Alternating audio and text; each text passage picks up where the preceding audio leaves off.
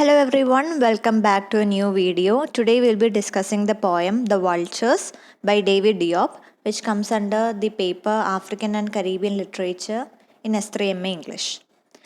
So talking about the poet first, David Diop is a French novelist and academic who specializes in the 18th century French and Francophone African literature. His research focuses on representation of Africa in the 18th century accounts and images by travelers. He received the 2021 International Booker Prize for his novel At Night All Blood is Black. He is also the first French author and the first person of an African heritage to win the prize. His works in Coups de Pilon, his only surviving collection, are angry poems of protest against European cultural values, enumerating the sufferings of his people, first under the slave trade and then under the domination of colonial rule, and calling for revolution to lead to a glorious future for Africa. He was the most extreme of negritude writers, that is, those who were reacting against the assumption underlying the French policy of assimilation that Africa was a deprived land possessing neither culture nor history. So he was one of the negritude writers, and he was more of the aggressive type, and this aggressiveness can be seen in his rejection of the idea that any good could have come to Africa through the colonial experience, and in his belief that political freedom must precede a cultural and economic revival. He wrote during the period when struggle for independence in many African countries was at its height. And this poem, The Vultures, written in the backdrop of the colonialization of Africa, remembers the painful past of his country when it was invaded. So the poem is based on a vivid retrospection of the events that had occurred during the colonial time. And it has two purposes, that is, it serves a dual purpose. It explains the adversities that the natives had to face, but at the same time, the poet is also installing hope in their subsequent generation. അതായത് എന്താണ് Africa നേരിട്ടിട്ടുള്ള ആ ഒരു colonial പീരീഡും അതിൻ്റെ ആ ഒരു പിക്ചറും അതുപോലെ തന്നെ ഇത് മാറുമെന്ന് നല്ലൊരു കാലം വരുമെന്നുള്ളൊരു ഹോപ്പും കൂടിയാണ് ഈ ഒരു പോയം പറയുന്നത്. നമുക്ക് പോയം അനാലിസിസിലേക്ക് പോവുകയാണെങ്കിൽ ആദ്യത്തെ ആ ഒരു സ്റ്റാൻസ് തന്നെ ഈ ഒരു ആഫ്രിക്കയിലെ കൊളോണൈസേഷനെ കുറിച്ചാണ് പറയുന്നത്. ദ ഫസ്റ്റ് എന്താണ് line it self in that time എന്ന് പറയുന്നത് തന്നെ എന്താണ് ഒരു പാസ്റ്റിനെ കുറിച്ചാണ് പോയറ്റ് പറയുന്നത് എന്നൊരു ഐഡിയ നമുക്ക് തരുന്നുണ്ട്. എന്താണ് ആ ഒരു പാസ്റ്റ്? ആ ഒരു കൊളോണിയലൈസേഷൻ്റെ സമയത്ത് നേറ്റീവ്സ് അനുഭവിച്ചിട്ടുള്ള ഒരു ഡോമിനൻസ്, എല്ലാ രീതിയിലും ഇൻവേഡേഴ്സ് വന്നിട്ട് എന്താണ് സിവിലൈസ് ചെയ്യുന്നു എന്നുള്ളൊരു എക്സ്ക്യൂസിൽ അവരെ അടിച്ചമർത്തുന്ന ആ ഒരു ആധിപത്യത്തിൻ്റെ കാര്യമാണ് ഈ ഒരു പോയം പറയുന്നതെന്ന് ഫസ്റ്റ് ലൈനിൽ തന്നെ നമുക്ക് മനസ്സിലാക്കാൻ പറ്റുന്നുണ്ട്. എഗെയിൻ തേർഡ് ലൈനിൽ ഹോളി വാട്ടറിൻ്റെ ഒരു റെഫറൻസ് വരുന്നുണ്ട്. അതുകൊണ്ട് ഉദ്ദേശിക്കുന്നത് എന്തൊക്കെ രീതിയിലുള്ളൊരു ആധിപത്യമാണ് ഇവർ നേരിട്ടതെന്നുള്ളൊരു കാര്യമാണ്. കാരണം അവരെ സ്ലേവ്സ് ആക്കി മാറ്റിയെന്ന് മാത്രമല്ല, പലരെയും അവരുടെ റിലീജിയൻ പോലും കൺവേർട്ട് ചെയ്തു. അവരെ മനഃപൂർവ്വം റിലീജിയൻ കൺവേർട്ട് ചെയ്ത് ക്രിസ്ത്യാനിറ്റിയിലേക്ക് കൺവേർട്ട് ചെയ്തവരുണ്ടായിരുന്നു. ആ ഒരു റെഫറൻസാണ് ഹോളി വാട്ടർ എന്നത് കൊണ്ട് ഉദ്ദേശിക്കുന്നത്. അതായത് ഹോളി വാട്ടർ അവരുടെ മേൽ തളിച്ചുകൊണ്ട് ആ ഒരു ബാപ്റ്റിസം പ്രോസസ്സിലൂടെ അവരെ റിലീജിയൻ പോലും സ്വന്തം റിലീജിയൻ അബാൻഡൻ ചെയ്ത് ക്രിസ്ത്യാനിറ്റി സ്വീകരിക്കാൻ അവരെ ഫോഴ്സ് ചെയ്യുകയുണ്ടായി എന്നുള്ളൊരു റെഫറൻസും കൂടിയാണ് ആ ഒരു തേർഡ് ലൈൻ പറയുന്നത്. സോ ഈ ഒരു പോയത്തിൽ തന്നെ വൾച്ചേഴ്സ് എന്ന് റെഫർ ചെയ്യുന്നത് ഒബ്വിയസ്ലി ആ ഒരു കോളനൈസേഴ്സിനെയാണ് വൾച്ചേഴ്സ് എന്നതുകൊണ്ട് ഉദ്ദേശിക്കുന്നത്. എങ്ങനെയാണ് അവരിവിടെ വരികയും അവരുടെ ആ ഒരു ആധിപത്യത്തിൽ അവരുടെ ഒരു പവർ ഇവിടെ ഉണ്ടാക്കിയെടുക്കുകയും ചെയ്തത്, അതെങ്ങനെയാണ്? പലതും ഒട്ടും പീസ്ഫുൾ ആയിരുന്നില്ല. നേറ്റീവ്സിൻ്റെ ഒരു ബ്ലഡിന് മേളിലാണ് ഈ ഒരു ആധിപത്യം നേടിയെടുത്തത്. അപ്പം അത്രയും ഒരു ബ്ലഡ് ഷെഡ് നിറഞ്ഞ ഒരു കൊളോണൈസേഷൻ ആയിരുന്നു. Again he's saying in that time. ഇതൊരു വേണമെങ്കിൽ നമുക്കൊരു റിപ്പറ്റേഷൻ പോലെ, നമുക്ക് റിഫ്രെയിൻ പോലെ നമുക്ക് പറയാൻ പറ്റും. അഗെയിൻ വീണ്ടും പറയാണ്, ആ ഒരു പാസ്റ്റിൻ്റെ കാര്യങ്ങളിൽ കുറച്ചും കൂടി ആ ഒരു ആഫ്രിക്കൻസ് നേരിട്ട ആ ഒരു സഫറിങ്ങും അതുപോലെ തന്നെ ഇൻവേഡേഴ്സിൻ്റെ ഇൻജസ്റ്റിസും ക്രൂവൽറ്റിയും കുറിച്ചും പറയുന്നുണ്ട്. നമുക്ക് അടുത്തൊരു റെഫറൻസ് വരുന്നത് മെഷീൻ ഗൺ അതുപോലെ വാർ മെഷീനറീസിനെ കുറിച്ചുള്ളൊരു റെഫറൻസ് വരുന്നുണ്ട്. ചുറ്റും നോക്കിയാലും ഇങ്ങനത്തെ ആയുധങ്ങളായിരുന്നു ചുറ്റും അവർ കണ്ടിരുന്നത്. അതുകൊണ്ട് തന്നെയാണ് ഞാൻ വീണ്ടും പറയുന്നത്, ഇതൊരിക്കലും പീസ്ഫുൾ ആയിട്ടുള്ളൊരു ആധിപത്യമല്ല, ഇതൊരിക്കലും ഒരു നെഗോഷിയേഷനോ ഒരു പീസ് കോൺഫറൻസോ ആയിരുന്നില്ല. മെഷീൻ ഗൺസിൻ്റെയും വാർ മെഷീനറിയുടെയും റെഫറൻസ് കൊണ്ട് തന്നെ അവർ ഉദ്ദേശിക്കുന്നത് ഇത് അത്രമാത്രം വയലൻ്റ് ആയിട്ടുള്ളൊരു ഇൻവേഷൻ ആയിരുന്നു. And then there is a line where laughter was no longer an expression of joy but a dying sound that is born out of pain.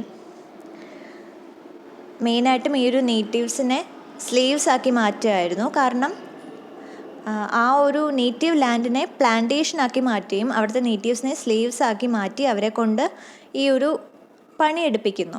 അതിനുശേഷം ഇതിൻ്റെ പ്രോഫിറ്റ് ആരാണ് എടുക്കുന്നത്? ഓബ്വിയസ്ലി ഇൻവേഡേഴ്സാണ് എടുക്കുന്നത്. അങ്ങനത്തെ രീതിയിൽ ഒരു അടിമത്തം നിറഞ്ഞ ഒരു സമയമായിരുന്നു അതും പറയുന്നുണ്ട്.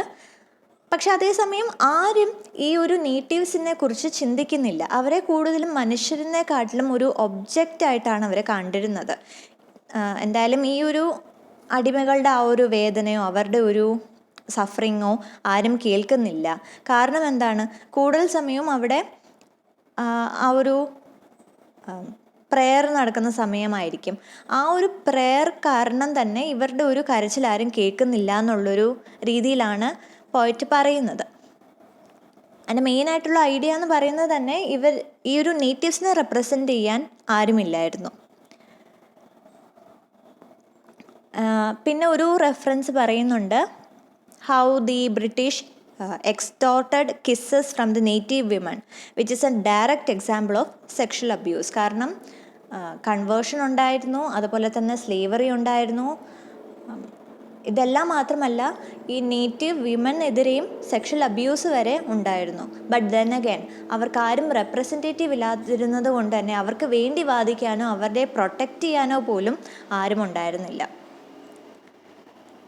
മാത്രമല്ല ഇനിയിപ്പോൾ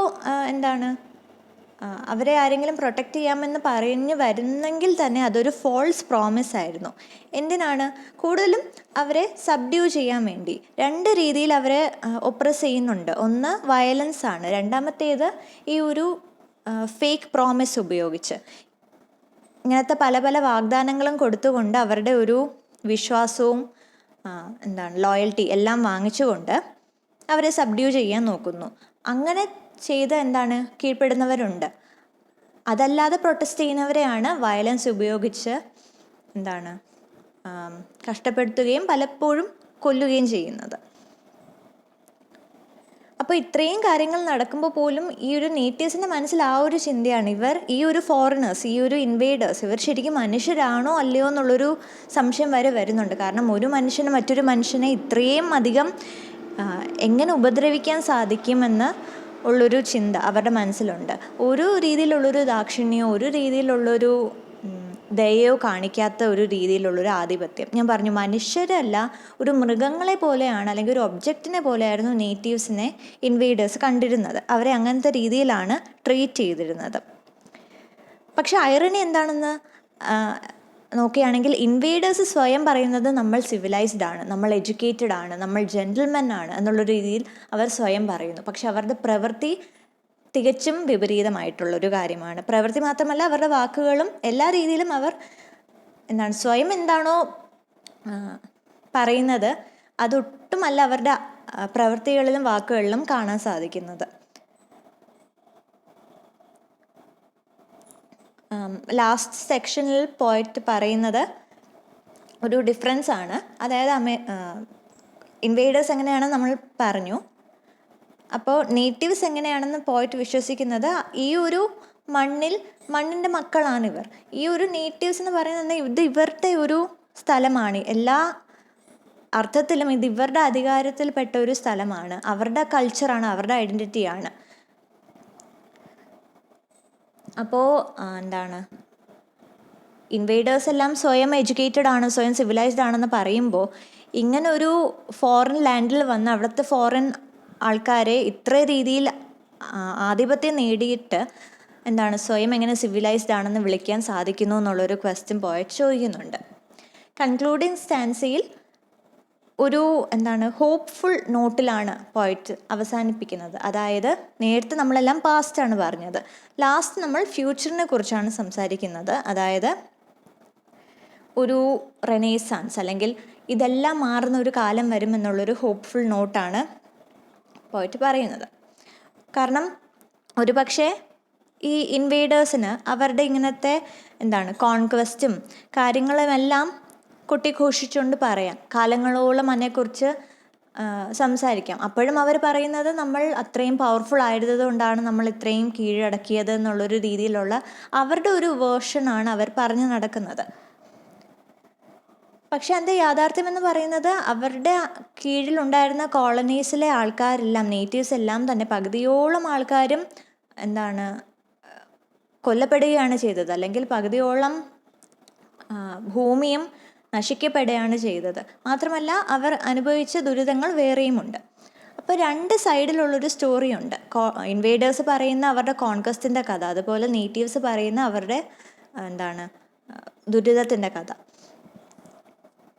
പക്ഷേ ഇത്രയും ഒരു ദുരിതങ്ങൾ ഉണ്ടായെങ്കിൽ പോലും ആഫ്രിക്കൻസ് ഇപ്പോഴും ഇതെല്ലാം മാറും. ഈ ഒരു സ്റ്റീരിയോ ടൈപ്പ് പോലും ഇപ്പോൾ ഉണ്ട്, റേസിസം, ആ ഒരു പ്രജുഡിസ് ഇപ്പോഴും ഉണ്ട്. ആ ഒരു ഇതെല്ലാം മാറിക്കൊണ്ട് അവർക്ക് അവരുടെ സ്വന്തമായിട്ടുള്ളൊരു ഐഡൻറ്റിറ്റി നേടിയെടുക്കാനും സാധിക്കും. അത് ലോകം അക്സെപ്റ്റ് ചെയ്യുകയും ചെയ്യുമെന്നുള്ളൊരു ഹോപ്പ് അവർക്കിപ്പോഴും ഉണ്ട്. കാരണം ഒരുപക്ഷെ സ്ലേവറി എല്ലാം മാറി, സ്ലേവ് ട്രേഡൊക്കെ മാറി വരുന്നെങ്കിൽ പോലും ഈ ഒരു സ്റ്റീരിയോ ടൈപ്പ് അല്ലെങ്കിൽ ഈ ഒരു പ്രജുഡിസ് ഇപ്പോഴും നിലനിൽക്കുന്നുണ്ട്.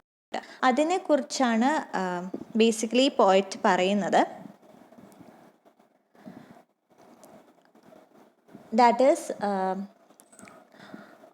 all of the natives or all of the Africans who were forced to work in their own country to the ones captured and enslaved in Europe would preserve with bright steps to create a future free of colonization, so that